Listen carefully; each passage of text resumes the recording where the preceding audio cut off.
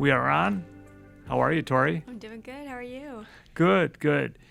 So we're going to do a little case review today, and I thought we would delve into the issue of child custody and visitation, and there's a specific holding here that I thought could use a little bit of discussion.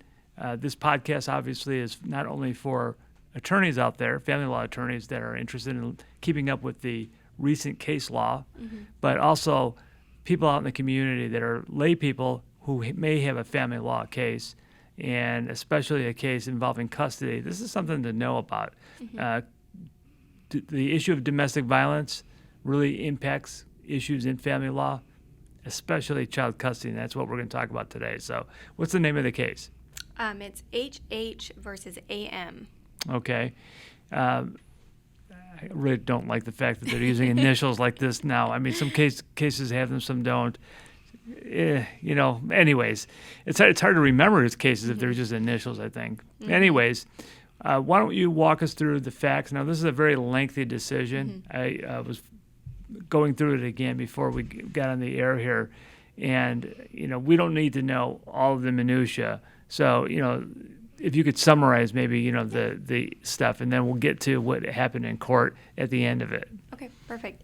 Yeah, so like you alluded to, the basic premise is we have a request for a domestic violence restraining order. The case spans over the course of 5 years. So like you said, there's a lot of history of abuse between these parties. But specifically, we have a mother and father. They share a minor child.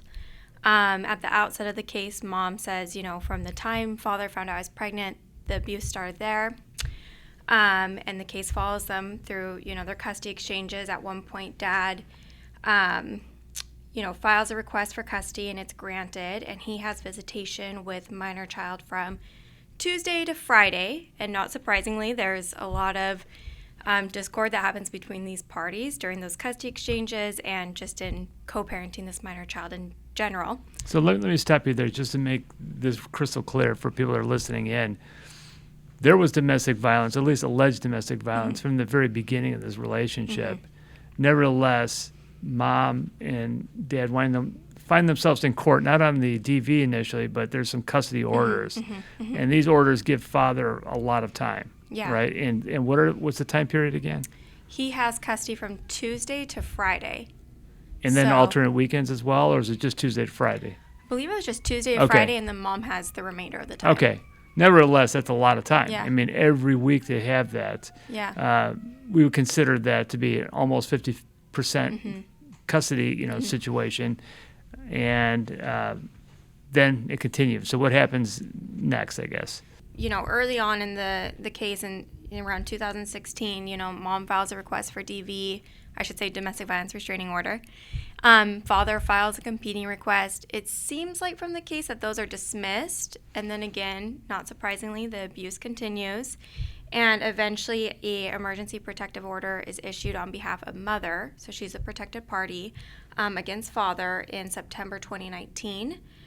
And then about a year later, in July 2020, she finally files a request for domestic violence restraining order, and this proceeds forward. Okay, so can I stop you? So you talked about an EPO being in 2019.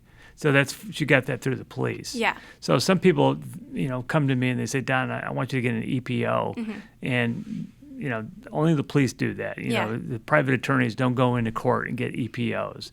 A lot of times it's nice to have both of them. You have the police going and get an emergency protective order, but then we go in and we get a domestic violence restraining order on it's a temporary basis.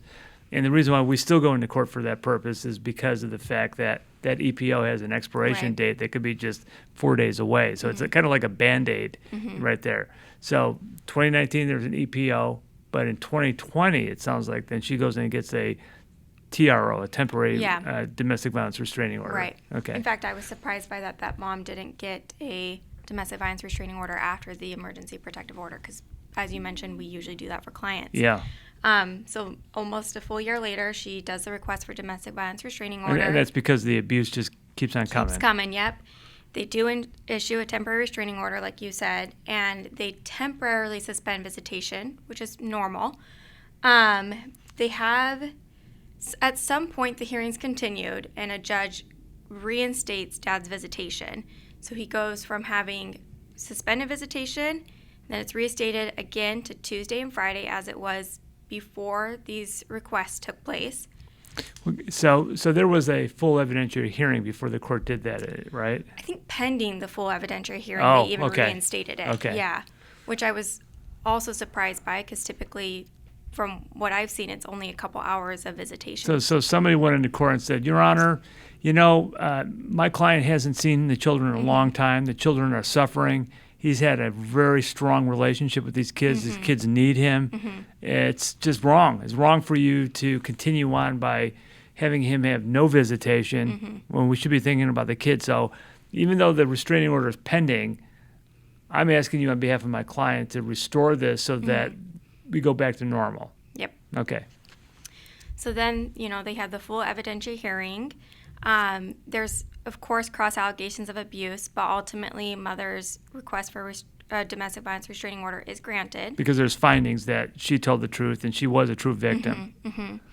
Interesting, they don't protect the minor child under her domestic violence restraining order, but they do order mom sole legal and physical custody. Okay, so when we stop right there, so what we do know from the Family Code under Section 3044 is that there's going to be a granting of sole legal and physical custody if there's a finding of domestic violence. So that has to happen, and the court did the right thing here. It says, okay, previous to this, you shared joint physical and legal custody, or legal and physical custody. We're changing that. Now mom has it all. Father, sorry, but you committed domestic violence. You don't have that. Yeah. What else did the court do?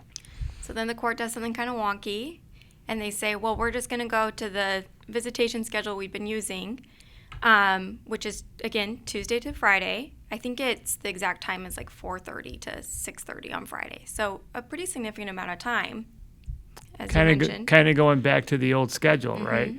So we're back to Tuesdays to Fridays? Is that what it was? That's my understanding, yeah. Yeah. All right. And so what did mom's attorney say? Well, mom's attorney says, Your Honor, that's joint physical custody that you're awarding, essentially. I mean, that's a 50% timeshare almost. And how did the court respond? The court says, too bad, so sad, I'm reinstating it, essentially. Because it's in the best interest of the kids. Child, yeah. This is what they've had for a long time, Yeah. and I just think it's best for the kids to have this, right? Yeah. Okay. So what happens next? So mom appeals. She appeals on two grounds. I don't know if you want to discuss Yeah, the go statement ahead. decision. Okay, Yeah. so she appeals on the grounds that she had requested a statement decision, which the trial court denied.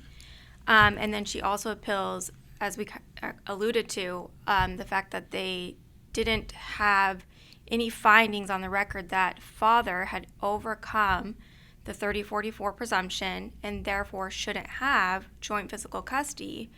But as we mentioned, the visitation schedule was essentially joint physical custody at that point. That's her argument, right? That's her argument. So we have 2 points here. Number one is that overturn this decision because the trial court didn't prepare a statement of decision that I properly requested, right? And that would have forced the trial court to make specific findings of fact about this case.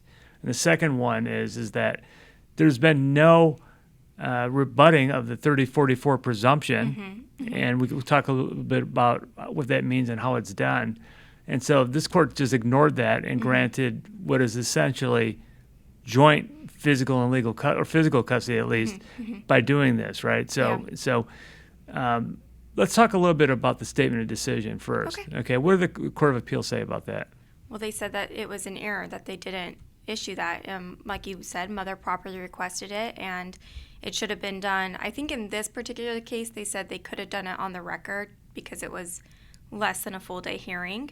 But in any regard, it should have been in writing or verbally on the record for the parties. You would think that that's just a basic thing there because we all know that for something as serious as domestic violence and for the court to find that somebody has committed domestic violence, you've got to be very careful on the record so that it's really clear down the road that there's these findings because these findings are the things that implicate custody, spousal support, and things like that.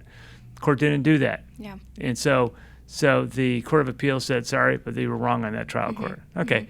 That was, to me, a sub-point of this decision. The second thing the court said was, well, they needed to make specific findings on the record. I think it's in writing, actually, that they had to make the findings. Well, they had to do that, but then the second thing was the rebuttal, right? The presumption of 34. Yeah, and so we've had this on prior podcasts, different cases. So what the viewers should know is that Section 3044 of the Family Code says that there's a way for a perpetrator of domestic violence to regain joint legal and physical custody, but the burden is on them.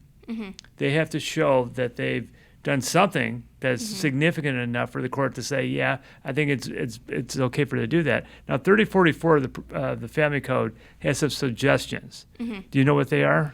Are you referring to the factors? Yes. Yeah. I do. I have them here. So there is evidence that you've completed a batter's treatment program, evidence that you've completed a drug or alcohol treatment program. If they're on probation or parole, you need to show that you're complying with the terms. And then showing that there's been no further acts of domestic violence. And I think ultimately this kind of leads to balancing the factors that, joint legal and physical custody is in the best interest of the child. Okay. So it's actually spelled out in the code that these are things that the court should look at. Yeah.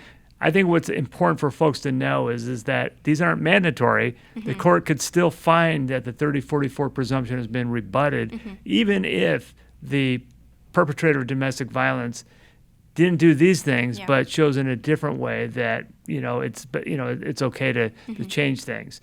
But they're here, and of course, if we're either defending against a 3044 presumption argument, or we're actually trying to get a court to agree with us, focusing on these things would be really suggested, right? A batter's treatment class, individual therapy. I mean, there's some good things there. Now, in this case, had father done any of these things? Father hadn't done any of these things. In fact, father's counsel didn't even try to rebut the presumption when they're in this evidentiary hearing. Yeah, and the court didn't really care, it sounds like. Yeah. Which is interesting. Now, I mean, if we're looking at this thing realistically, this custody order came at the same time that the findings were made, right? So he wouldn't really be in a great position to say that I've done all these things because it's so fresh. Although sometimes what we do is we get our parents to start getting involved in these things, like the parenting classes and individual therapy, even when they're pending these hearings, because you want to get a jump start on that. Yeah.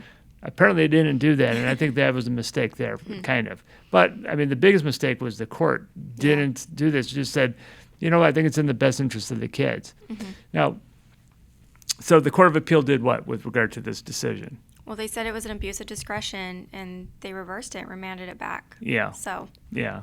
I thought that this case was noteworthy to talk about, not because of the 3044 presumption per se, because we've now had a lot of appellate court decisions that have addressed this issue. And I'm always scratching my head when you see the same issue come up and you're like, okay, what was new here? Yeah. So I looked at this case and I'm like, okay, why would they publish this? I mean, what was new? And the only thing that I could think about here is the court took great pains to talk about what the difference is between significant physical custody versus something that isn't. Yeah. And I thought that it was worth quoting. I don't know if your notes had anything with regard to that. I do, yeah. I thought it was interesting if we're referring to the same thing that the court basically said, it doesn't really matter what you label the court order, right? It's really the legal effect. And so here, when they were talking about joint physical custody, it didn't matter that the judge was saying, oh, it's sole physical custody. In effect, that order was 50-50. And I think the court talks a little bit about, if we're looking at significant amount of time with one parent or even 4 to 5 times a week. So they're kind of giving us a little idea of what would be considered joint physical custody, but perhaps that's not what you're referring to. No. I am. I mean, it's this area. I think that it reminds me of the famous quote that you can't, when you put lipstick on a pig, it's still a pig, right? In this case, the court said, you could call it what you want. You want to say that this is sole legal and physical custody of mom, and that suddenly that's magically going to be okay. Well, no. And by the way, there's some other decisions that have already stated this, but you can't make it all good by just calling it joint or sole legal and physical custody and then giving him a significant amount of time, because that's what the court said. This is almost an equal timeshare right here. So for me, what the court did is it cited some other cases and it talked about what timeshares have already been recognized as, either joint physical and legal custody, or ones that were appropriate after a domestic violence allegation. And I saw that they quoted a case called Cecilia S. And in that particular case, I don't know if you have it at your fingertips, but what did that decision say? That the trial court may not circumvent Section 3044 by characterizing its order as merely an award of visitation. Again, it's the lipstick on the pig type of argument. And then when it says Cecilia S. explained under the family code, joint physical custody means that each of the parents have a significant period of physical custody, right? And then it said, while there is no statutory definition of significant time. This is where I started cluing in. I'm like, I've never heard of a statutory definition of this, of identifying joint physical custody arrangement. Cecilia S. cited cases establishing guidelines. Yes. And what were those guidelines? So here they say where the children shuttle back and forth between two parents so that they spend nearly equal time with each parent, or where the parent with whom the child does not reside sees the child 4 or 5 times a week. This amounts to joint physical custody. Yeah, then it said in contrast, where a father has a child only 20% of the time on an alternate weekend or 1 or 2 nights a week, this amounts to sole physical custody for the mother with liberal visitation rights for the father. Do you want me to continue? No, to me that was important because when I took the certification exam and we learned about the difference between joint physical custody and somebody having sole physical custody, what was impressed upon us is there's no magic number. Right. We're not going to tell you that it's a certain percentage. It's just significant time means that that's joint. Where it's just, a short period of time, it's visitation. Where now we have some appellate court decisions that are honing in on this, and they're telling us more than what we knew as far as where we are, in a client having joint physical or not. So, it looks to me like even if the father has alternate weekends, let's say it's Friday till Monday, and then has every week has like a couple of dinner visits and stuff like that, which to me seems like it's a lot of time, but still, according to Cecilia S., that's going to be, a case where mom still has sole physical custody. Yeah. So I think that this case could be cited, for that, when we're talking about nomenclature, and stuff. Interesting decision. Did you find it helpful? I did, yeah. I learned a lot from, the case, and I agree with you. I thought the discussion about, kind of putting more specifics to what custodial time, what would be, because we usually just calculate percentage, and then from there, but we almost always have joint physical custody orders, I feel like. So most of the time it is, yeah. It'll be interesting to see if this decision changes anything with respect to that. But I did find the case to be very interesting. Yeah, a lot of times what we do is we kind of avoid nomenclatures as well. We just make the timeshare. Mom is going to have everything that father doesn't have. Father, you specifically have alternate weekends, and we call it a parenting plan and things of that nature. But the legal effect now we know is different. Here and stuff. So really interesting. I think that as we're prosecuting domestic violence cases, we have to keep a sharp eye on what kind of custody orders come out. Yeah. This gives us a little guideline that if you're going to be going even somewhere in between these two, the court's probably walking on ice if it's going to try to do that after a finding of domestic violence. Yeah, that's a good point. Okay, well, great. This was fun. Thank you. Thank you for having me. Good job. Okay, and we'll see you soon. Yeah. Okay, and thank you for joining us on Exhibit A. See you next time.